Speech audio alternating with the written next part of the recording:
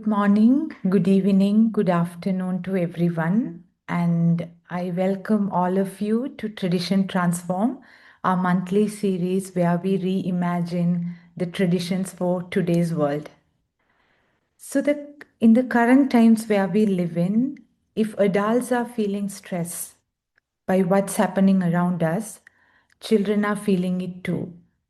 Tonight, we explore a powerful question: what if play could help us and children to navigate big emotion and build resilience together?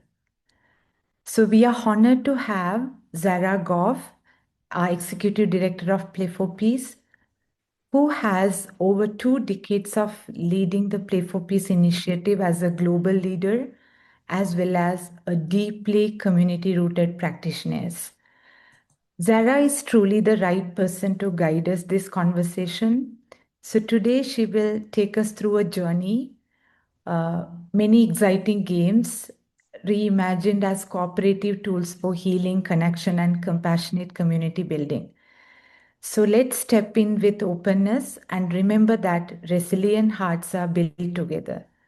Zara, we are always grateful for your leadership and we are warmly welcoming you today to our Tradition Transform and deep dive into the topic of resilient hearts. Over to you, Zara. Thank you so much, Sinthuja. I appreciate it. And it's always wonderful to connect with you all, even if it's online. So thank you, Sinthuja, and welcome everyone. I'm so glad you're here. Welcome to Traditions Transformed. This is a workshop series that we have created for facilitators, educators, and peace builders and community leaders who care deeply about connection, culture, and change. Because traditions are living things, and we as individuals and communities have the power to shape them. So, today, once again, this month, we're going to do something a little playful with that idea. And we're going to take games I played as a child and games you may or may not know and transform them into something new, something healing. Sinthuja did an amazing job of introducing the topic, and it's one that is both inspired by what has happened in Sri Lanka and all the amazing work that Sinthuja and the Play for Peace community has done in Sri Lanka after the tragedy of the cyclone Ditwa, as well as some of our community members in the US who are experiencing new immigration policies where these policies are disappearing children's family members, classmates, teachers, and neighbors. And so all of these tragedies have around the world really had me stop and wonder. In the news, we see a lot about the adults, what they're going through, the tragedies they're witnessing. And since we're working often with children, my thought is, if the adults are so stressed, how are the children navigating these tragedies and these really traumatic and difficult situations? So that's where the topic of resilience heart came up, because so many of our children are carrying things that feel too big to carry alone: grief, fear, uncertainty, loss. And as facilitators, you're on the front lines of helping them finding their footing again. So, this workshop is specifically designed for you who are working with children who have just been through something tragic and want to name that directly, because that changes how we show up. So, after a traumatic event, the children's nervous systems can get stuck in a really high state of alert, and they may not have the words to explain what they're feeling. They may feel alone in it. And our job is not to fix that, but it's to create enough safety so that healing can begin in community. And here's what I love about play: it already knows how to do this. Long before psychology gave us the language, communities around the world were using games, movement, and shared ritual to help children move through hard things together. So that's what we're going to be doing today. Bring your whole self. We're going to play a few games, the games we can on Zoom. and I'll sort of walk you through them lightly so you get a good understanding of how to play them with the kids in your community. And it's okay if it feels a little weird or disjointed to play it online. We'll do our best together. So before we go any further, I want to invite everyone to turn on your cameras if you're comfortable, but you don't have to. But what we're about to do works a little better when we're able to see each other. So I'm going to move through 6 activities, playing them lightly, just enough so you can get a feel for them. So you can imagine yourself facilitating them with the children that you work with. And I want you to know you don't need to take notes right now. After this session, you're going to receive a recording of the workshop, a full PDF guide with complete activity instructions and reflection questions for each activity. And all the activities live on Kokori, our partner app, which has the entire activity library right on your phone. We have upwards of 300 activities ourselves on there. And with our partners and other facilitators from around the globe, there's thousands of activities on there. So if you don't have that yet, just reach out to us and we'll get you set up. So put your pen down, close your notebook. You just need to play. Ready? Let's go. All right. Okay. So the first activity I remember playing, it's a one that doesn't need any props, very little setup, and kids often just can play it on their own. It's called Follow the Leader. So what it looks like, the sort of classic game that I played as a kid, is one person would be picked as the leader and they would just do some movements. So they would sort of run maybe in a line, do an airplane, and everyone would just follow them around the room or around the schoolyard. They might do something funny or like dance a little bit, and everyone would have to follow the movements of the leader. And sort of when that leader was tired or was ready to move to the next person, the next leader would start, and everyone would just follow that child leader in the movements across the play yard as they could. So that's the classic game. It's one that I love. It's very spontaneous, unstructured, and super fun for kids that they can self-lead in many ways. And when I started thinking about this is how can we use the fun and the spark of that activity, but adapt it for our topic of resilient hearts. So in our version, I want to call it Emotion Leader. And in our version, we stay in a circle, and the leader isn't just leading movements, they're expressing emotions. Because research tells us that when children can name what they feel, they're better equipped to manage it. A concept named Name It to Tame It is a way you can say it. So we're going to name feelings with their whole bodies. Because when children can put a name to what they're carrying, it becomes just a little less overwhelming for them. So I'll give an example. I'll start as the leader, and you all can follow if you feel comfortable and you would like. And then I will pass the leadership to the next person sort of on the list. And we'll do 1 or 2 or 3. So you just get a sense of how Follow the Leader can be adapted for this topic, Resilient Hearts. And we can use this with kids as well. So imagine we're in a circle. I'm the leader. I'm going to, with my full body, I'm going to show an emotion. All of you are going to copy that emotion and shout out what emotion you think it is. So everyone here, shout out what emotion you think it is. And then once that's done, we'll move to the next person. So I'm going to start, and let's see.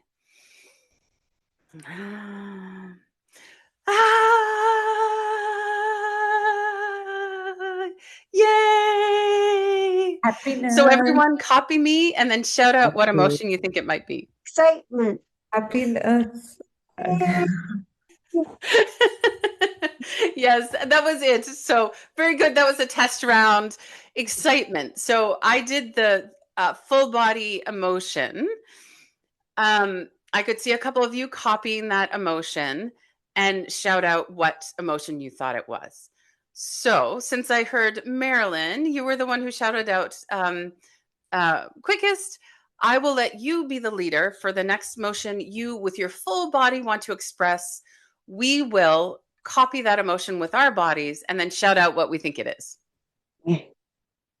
Mm. Mhm. Loved. Um, Mm. hmm.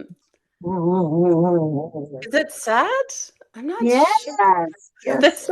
sad. Okay. Great. Well, so this is wonderful in terms of how you can debrief and reflect with the kids, because that one was actually a little bit hard. So Marilyn expresses sadness with her body in a different way than I might express sadness. So that Because it it's was sadness and trying to soothe the sadness. The wiggling ah is the regulator trying to soothe the sadness. maybe wanting comfort. So Yes. all of these conversations, and so not only are we exploring what the emotions are, but we also learned something about Marilyn. When she wants comfort, she's going to do this movement. And so as a group, as a community, we now have some visual cues of how she expresses that emotion. So I'm just going to pass it to Santhuja, because just so we get one more experience of this. And Santhuja, if you'd like to express an emotion, we'll copy it. And then we'll shout out what emotion we think it is. And then we'll do a little bit of a debrief. Mm. The What emotion anger, is anger. Yes, anger. oh, anger? Okay. That's so fascinating. Because I could see it was like being a monster. It was like acting as a monster. So that is your expression of anger. That is so fascinating. So in this process, the kids will both have a lot of fun, just like follow the leader, because it feels like acting. It's full body movement. There's not a lot of pressure on each kid to just perform one emotion. It's not as, scary to be in front of the group and do that. And it's kind of fun to figure out. So, any questions about this activity or reflections of how you think this might work with your kids?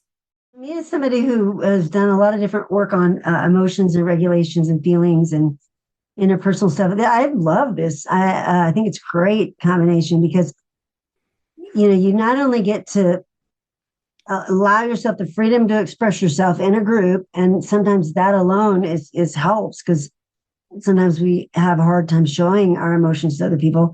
And then, like you said, we get to see what are the expressions of other people look like because they're different than ours. And we get to develop our capacity to hold that different people's expressions. And we also get to see, are we attuned to the way people express their emotions or not? So anyway, to me, I saw all kinds of benefits. Fantastic and wonderful. If there's any comments, could you read them out to us, Enthusia, if you don't mind, if there's comments from anyone jumping in?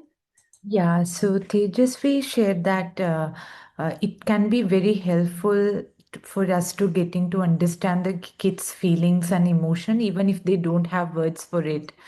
And I also want to think aloud that, for example, when Merlin was doing this, I was feeling it's love, but it is sad. So it sort of support us to understand the emotional literacy, like uplift our emotional literacy that it could express in diverse way and be sensitive. So yeah, it's a great activity. Well, and actually building on what was said in the comment and what you just said, sometimes we're confused by our emotions. Sometimes we feel our emotions in our body, and even as adults, we don't actually know what we're feeling. So Marilyn started out saying sad and then saying wanting comfort. So just by expressing the emotion with your body instead of words first, there was a deeper exploration of what is it that I actually feel and what is it that I'm actually needing. So, very simple activity. Yes, innocent, best performed in a circle facing each other. Um, and no pressure on the kids. If there's a few children who do not, I wouldn't go one by one, making sure everyone did it. Have it be very free flowing and have people either volunteer or the most engaged one be pulled in to be the next leader, so that the children who are shy or struggling a little bit more can really watch a lot of the examples and jump in when they feel comfortable, if they feel comfortable towards the end of that. So wonderful. Thank you so much for participating in Emotion Leader. I hope that it's helpful for you. The next activity is inspired once again by an activity that I played a ton as a kid, and by Marilyn to some extent, with the regulation activities and techniques that she has shared with us. So one of the activities we played all the time was an activity called Simon Says. So as a kid, you would play Simon Says. There would be one person, like no props, no materials needed. Kids could often play this also on their own. It could be self-led. But they would say, there would be a leader, and Simon says, scratch your head. Simon says, pull your ear. Simon says, shake your shoulders. And then the leader, if they did something without saying Simon says first, like then they just said, lift your glasses. And anyone who followed this movement, even though I didn't say Simon says, they would be pointed at and being thrown out. And then there'd be less people in the group, and it continues on. Simon says, rub your cheek. Simon says, pull your earrings. Shout out loud. Yay. Anyone that shouted out loud, you did it wrong, you're out. And it would be this elimination game, which teaches people that, or kids, if they do things wrong, they're out of the group, they're out of the community, and they have to wait until everyone else is done before they can play again. So this is where we love to transform traditions and take that activity. And the way I reimagined it was Simon Says for calm. So the thought behind this activity is we would first teach 5 emotional regulation techniques that are super simple before we start the activity. So I'm going to teach them to you, and I'm going to copy paste them also into the chat so you have them for the game. Here are the emotional regulations. So the important thing is these aren't full-blown long things. These are very short things. First, deep breath. In through the nose, out through the mouth. That's it. Deep breath. Technique, that's technique 1. Technique 2 is shoulder roll. Just shoulder roll to the back. That's technique 2.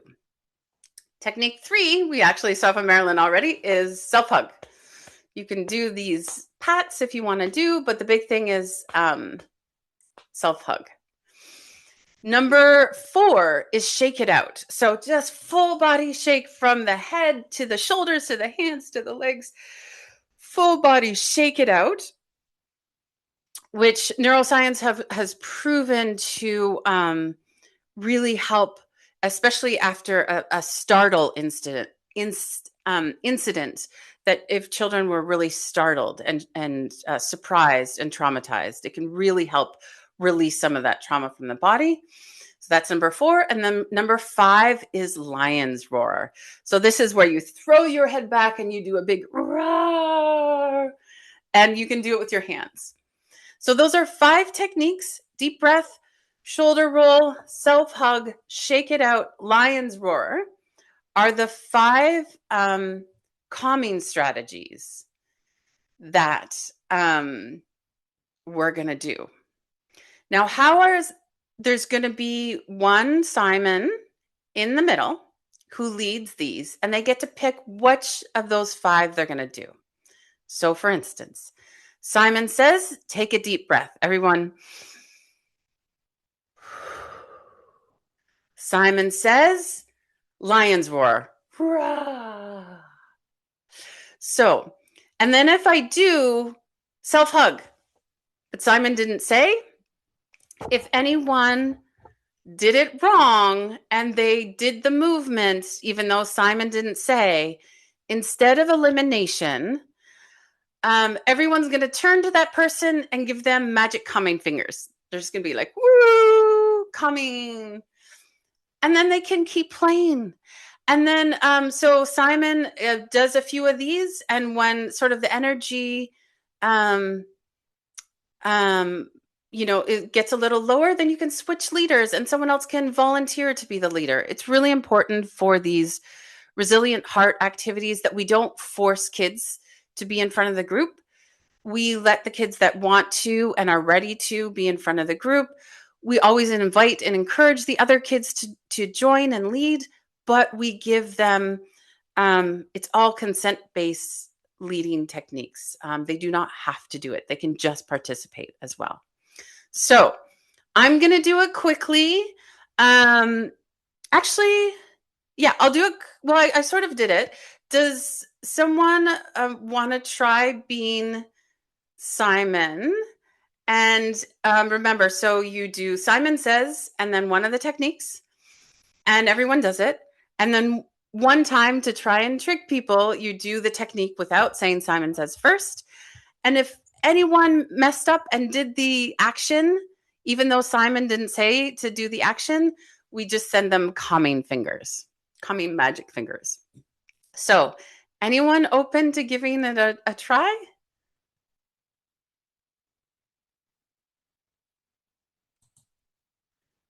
You're going to help me out, Marilyn and Synthesia, because I don't have a full view. Okay, great. You want to try it? I'm always open, but good, Synthesia. She raised her hand first. Okay. Yeah. Okay. Simon says to take a deep breath. Everyone take a deep breath with her. Shoulder roll. Simon says. No, Marilyn. Oh, so that was a good. Marilyn did it, even though Simon didn't say. So let's send calming magic figures to Marilyn.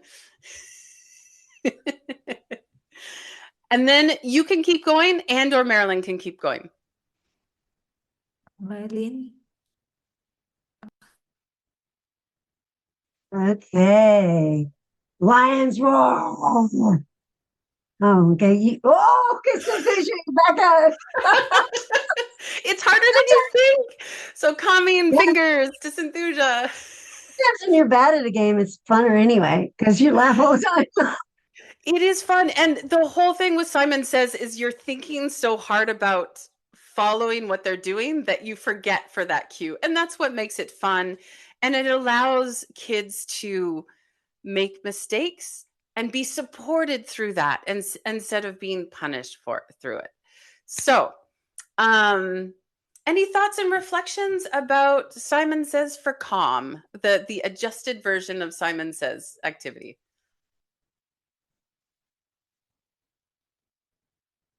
I was just surprised I love these games. I mean, because they combine so many things that I care so much about, that we've already talked about, the activity, physical activity, the playfulness, the self-forgiveness, the forgiveness of other, the connection, identifying your emotions, helping you regulate. I love it. Okay, fantastic. I'll just jump into the next one, which is another fun game that I used to play at recess at school a lot. I don't know how common this one is internationally. It was called red light, green light. So red light, green light, I saw Marilyn smile, maybe she played that one as well, is one person would be the light, and then there'd be the rest of the group. And if you were the light, you turned around so you couldn't see the group. Your back was to the group, and then the whole group of kids were behind you. And you would say, and the kids, the person, like the kids would run towards you, trying to touch you before everyone else so they could be the light. So the goal for the kids in this traditional game was that they wanted to be the light. And so they would run as fast as they could to get to the light before anyone else. But what the light would do is they would turn around and say red light. So it would be green light, everyone would run. And then as soon as you said, and then I would, as the light shout red light. So you would either shout green light or red light. Green light means people can run. Red light means they have to stop. And you sort of turn around and you look. If someone was still running after you said red light, they would be out, right? Once again, childhood games, at least for me, were very elimination games. You did something wrong, you're out, you have to sit on the side, and you would get bored and go and play with someone else until everyone else finished. By the time there was a winner, no one was left. Everyone was distracted and in different parts of playing recess, right? So red light, green light is the light would be, say, red light or green light. Red light means stop, green light means go, and the kids would run. So I reimagined this as safe light. So how I wanted to do this is we would have 3 lights, just like if you see traffic lights, there's red for stop, yellow for caution or slow, and green for go. In this case, we would have the same light post, and they would either say, green light, I feel safe. Yellow light, wait for me. Red light, I need space. So from that, there is the light post, and you've got the whole group, and the whole group is far away from the light post, and the goal is to come towards the light post and comfort them. But the light post is going to direct how the group comes to them. So if I'm the light post, I'll just close my eyes for this one instead of, you can do it, turn around or close your eyes, and you just be like, green light, I feel safe. And then you can hear everyone starts to run, and then you're like, ooh, red light, I need space. So everyone stops. Yellow light, wait for me. And they might start going slowly. And you can hear them, even if your eyes are closed, you can hear the group coming closer. Green light, I feel safe. Everyone comes, and if it's allowed, they can give hugs to the person. No one's eliminated. No one's doing anything wrong. There's no catching someone. It's really the light post.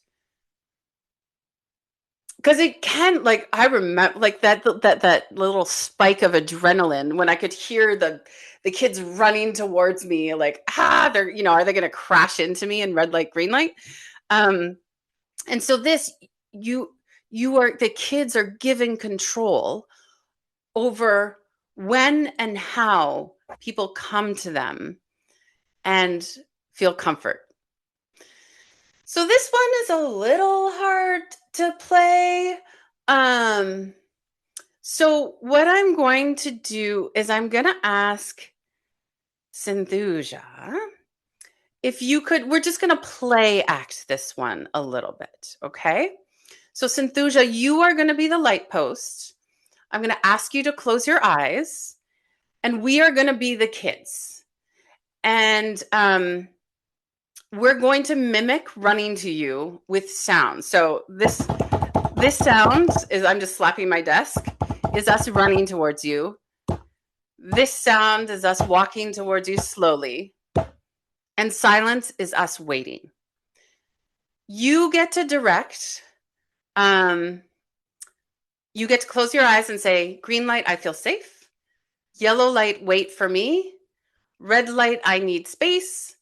And then Sinthuja, just because we're not in a physical space together, you're going to have to make up when we arrive to you and just say, you made it, and we'll all give you a virtual hug. How does that feel okay to you? Amazing.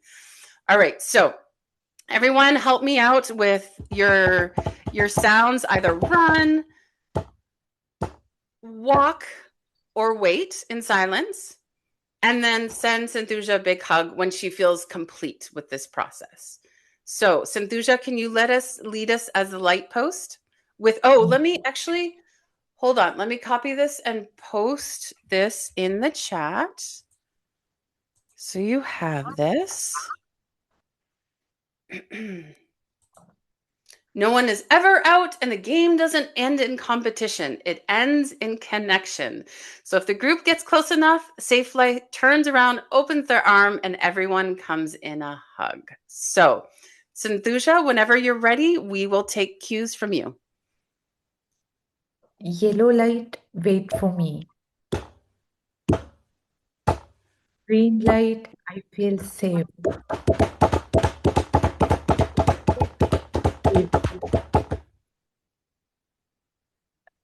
Green light, I feel safe. Red light, I need space. Yellow light, wait for me. Oh, you arrived. All right, sending you a big hug. Thank you so much for Santhuja for demonstrating this for me. I know it's a little hard on Zoom, but hopefully you got the idea of the activity, and I hope that you get to practice it with the kids and see how it feels, and you can tweak it so that it really works. Any questions or comments about this activity?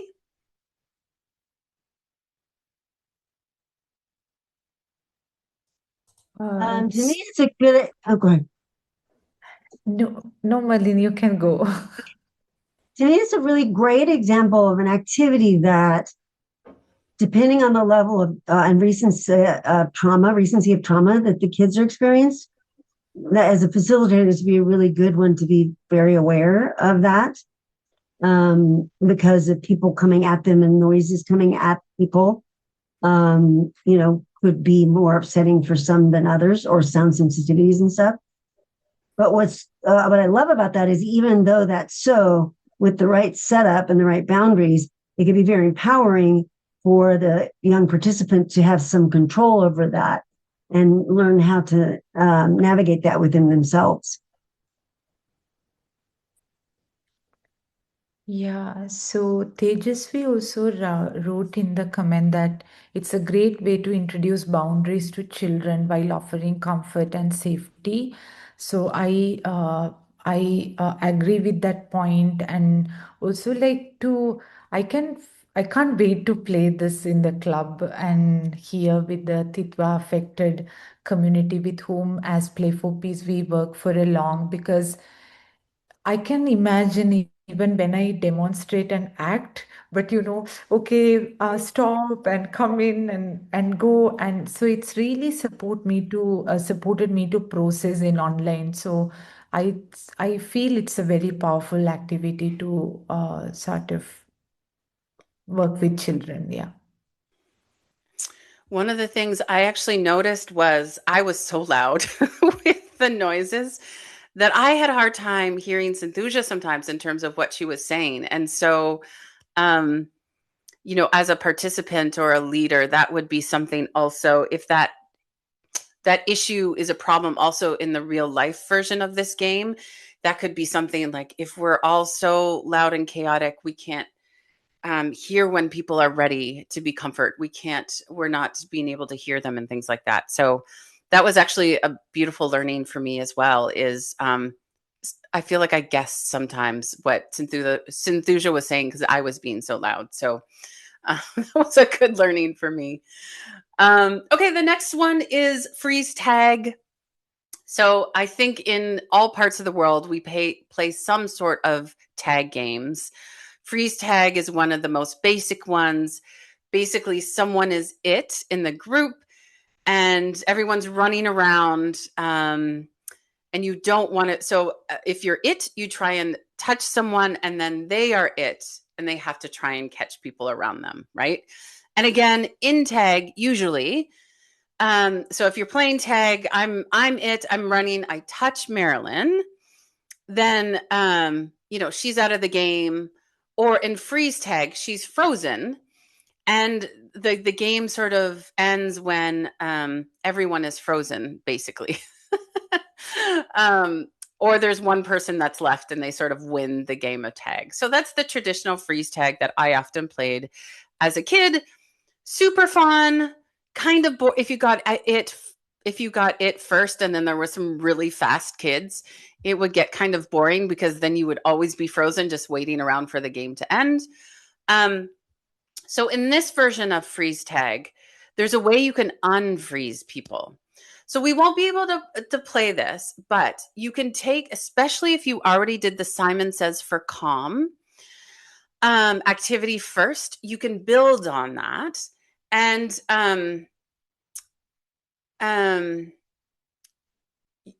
anyone in the group can unfreeze someone that was frozen by coming up to them and doing one of the calming techniques with them. So let's just say Marilyn got frozen. The person who was it tagged Marilyn. She's frozen. I would go to Marilyn, look her in the eyes, and I would say, deep breath. And we go, then we're both unfrozen and we can run around, keep playing tag. You can do all three or all five. So there's the roar, there's the shake, there's the deep breath, there's the shoulder roll. And so they can pick any of the 5 techniques that they loved, and they can use that as a tool to unfreeze the frozen participant. So you can just imagine right now, this is not just a game mechanic. Our kids, parts of them, some of them will be dealing with trauma because they froze, right? There's the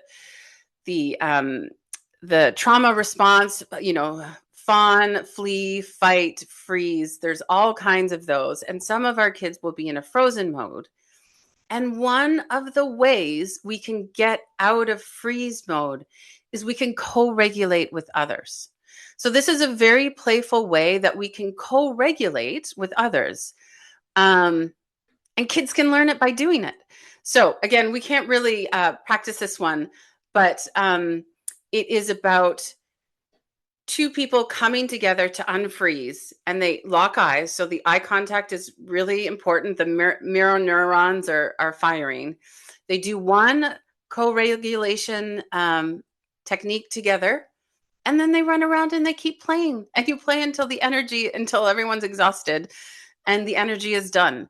So that's a super fun version of freeze tag where you can talk to the kids about have you ever felt frozen? What were the circumstances around you feeling frozen? How did it feel when you did one of the calming techniques with someone? Because in Simon Says, you're sort of doing it by yourself, but in the freeze tag, you're doing it while locking eyes with someone. So that's the gist of this activity. Does anyone have any comments or questions about this one?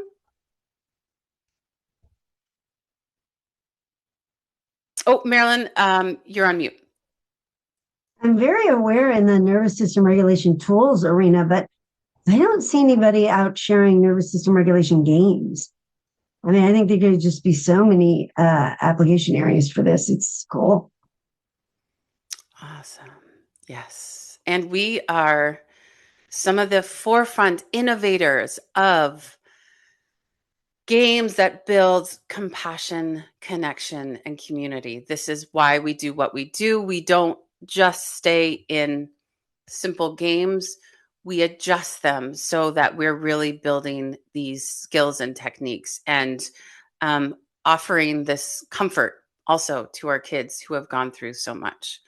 So wonderful. Okay, I'm going to go to the next one, which is called Warm and Safe. So have you ever played a game called Hot and Cold? So it's a very simple game. We used to play it a lot as well. There's a lot of variations, but someone would leave the room and one person would take an object like a ball or a pencil or a notebook, and they would hide it in the room. So let's say you're in a classroom, they would take a notebook and they would hide it in the room. And the person that needed to find it would come back in the room after it would be hidden, and they'd start walking around. If they started walking close to where the object was hidden, they would say, warm, warm, warm, warm. And then they moved away and then cold, cold, cold, cold. So the closer the person walked towards the object that was hidden, the warmer they would get. And the further away they were from the object that was hidden, the colder they would get. So it would be warm, warm, warm, warm, warm, cold, cold, cold, warm, warm, warm, warm. They found it hot. It's right there. And so then they look around and they find the object. So that was the game that was hot and cold, basically. But for this activity, I would want it will have kids draw. So you would have, if you could, markers, crayons, paper, and start the activity out with some reflection around. Think of a place in the world or a person that makes you feel warm and safe. It can be real or completely made up. It could be a room, a garden, a school, anywhere where you feel warm and safe. And then think about that and do a drawing. So have all the kids do a drawing around where they feel warm and safe, real or imagined place. From there, I would imagine this as a paired activity. You would pair up, the kids would pair up, and they wouldn't show their drawing. So they wouldn't show their drawing, and you would be in front of each other, and then they would ask questions. So if I was to ask questions, Marilyn had her drawing, I had my drawing. Marilyn's drawing is face down, I can't see it. And I would say, is this place inside or outside? Is this place real or imagined? Is this place, or is it a place or a person? And Marilyn would start responding with the answers. And then when you get sort of a clear picture, the person can say, I want to see it. And then Marilyn could show her picture of her safe and warm place. And then it would switch to the next person asking questions about, or you could, respond with warm and, well, it's called warm and safe. But anyways, yes or no questions. I think keep it simple for the kids. It really does have to be very simple. So I'll maybe just because of time, I'll keep this activity a little bit more in the explanation zone, but this activity would serve multiple purposes because after a hard experience, children can lose touch with the felt sense of safety, that quiet signal inside that says, I'm okay right now. So this activity helps them not only find that again, but also experience it because they're imagining it, they're thinking it, they're talking about it. And so here's the beautiful thing. Once a child can describe their safe place in detail, they can return to it in their imagination anywhere. So in a scary moment, in the middle of the night, in a triggering moment where they're reminded of a traumatic experience, it can be one of the tools in their toolkits to be able to return to that space and just imagine that they're in it for a few moments. So we're not going to play this, but I want to just take like 30 seconds and I want everyone just to close your eyes and think of what front of mind, your safe space that you could use as your internal safe space that you could return to from any place in the world. Think of what you see. Think of what you smell. Think of what you hear. Think of what you feel. Just take a few minutes just to think of that.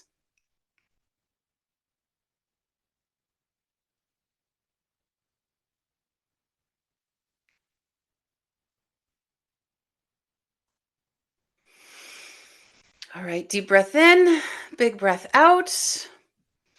I hope that anyone wants to share either out loud or in the chat how that made you feel anything about the space you created and how you feel this might be helpful to kids that we work with.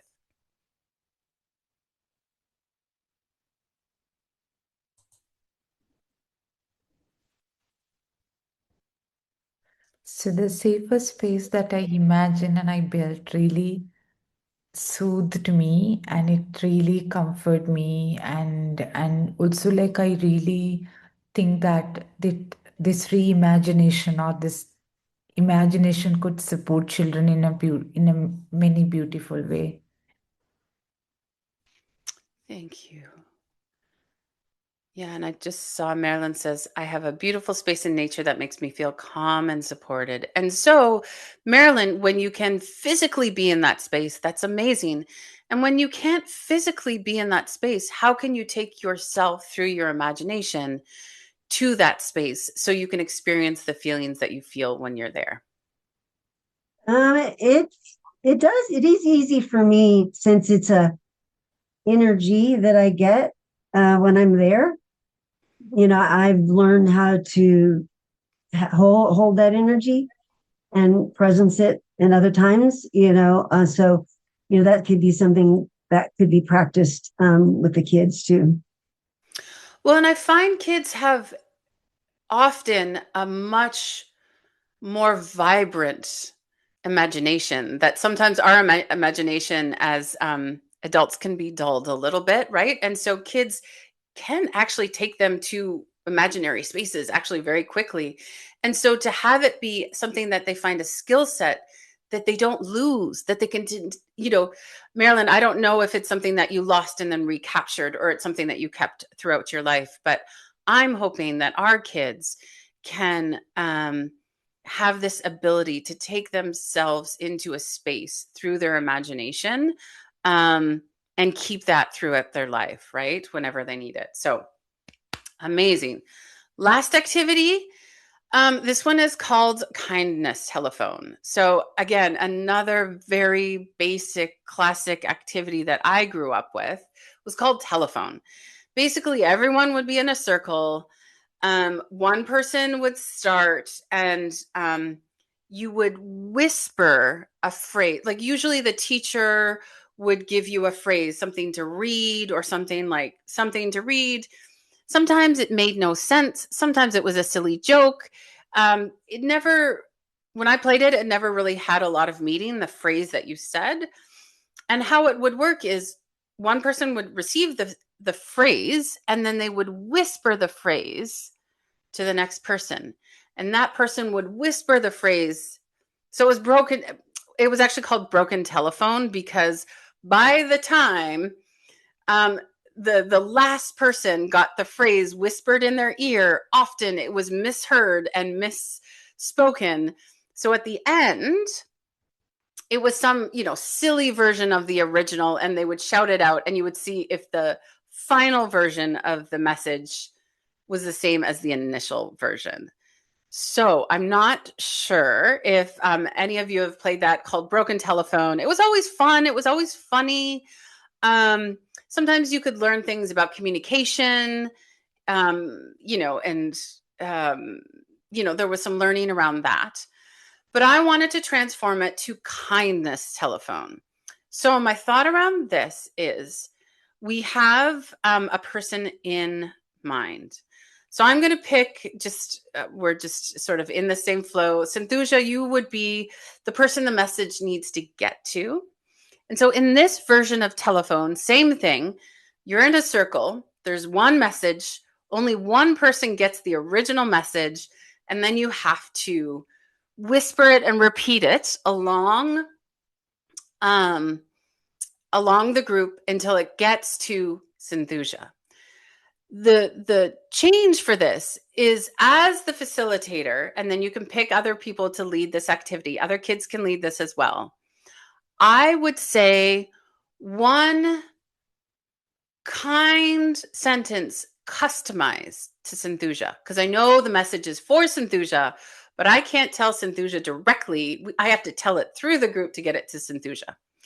So an example would be, Santhuja is an intelligent, strong, caring woman. So that would be the phrase. Sinthuja is a strong, caring woman. And I would say that to the next person, and it would just go down the line. And then we would see, actually, and then, you know, the last person would shout out, Sinthuja is a strong, caring, intelligent woman. I messed it up. Well, that's part of the thing. It gets messed up along the way. But you know what the final version is. Everyone can laugh. You can still have the fun part of broken telephone. But I feel like there's this beautiful moment where one person is celebrated in the group, and the message, instead of gossip, you know, gossip or like sort of negative comments being passed along the group, a very positive, supportive phrase is being passed along the group. And so and part of it is, you know, taking care of the phrase as it travels, because the person at the end deserves to receive the message whole. So again, just because of time, and I think that one is, we can't really whisper on Zoom, although sometimes, you know, Zoom breaks out. But I just want to pause for a second, see if anyone has questions about this, or any comments about kindness telephone replacing broken telephone.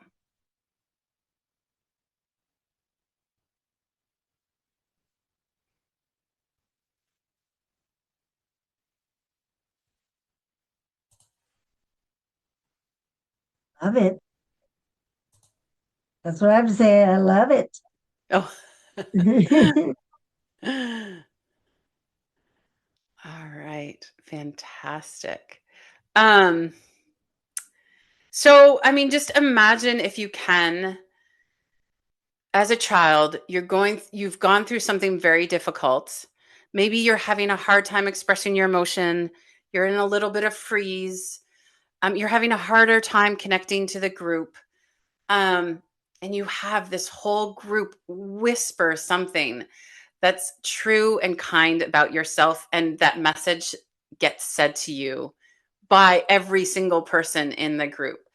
So it can be a powerful reminder that people see you, the real you. Even for children that are shy, they don't actually have to say anything. They're just the receiver of the message. So it's a beautiful way that you can do for every person in the group. It'll take some time depending on the size, but it can be really, really powerful as like a final community builder after doing these activities. So I did sequence these activities in an order of a way that children could emotionally regulate. They could name what they were feeling. They could get co-regulation moments. They could get connection building moments. They could work on their boundaries and consent and saying what they need. So all of these are also ordered in a way that if you do it in order, they can lead to, in just an hour or less, a transformation in the experience that these children are having in their lives, facing such difficult circumstances. So with that, I just want to do a little exercise for everyone.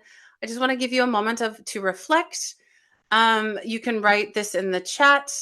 So I'm going to say a few things, and I want you to finish the sentence. You can finish it for yourself in your mind, or you can finish it in the chat. And then we can start wrapping up these activities.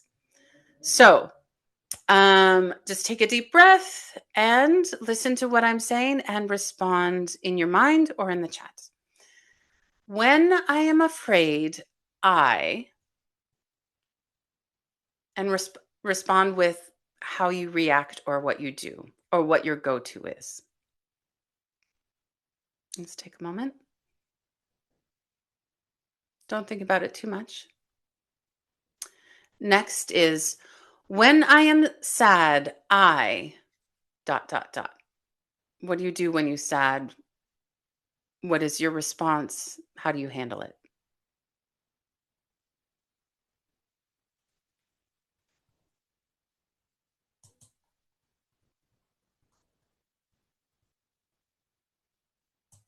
Okay, last one. I have faced something hard, and yet I. Listen to that one once more. I have faced something hard, and yet I.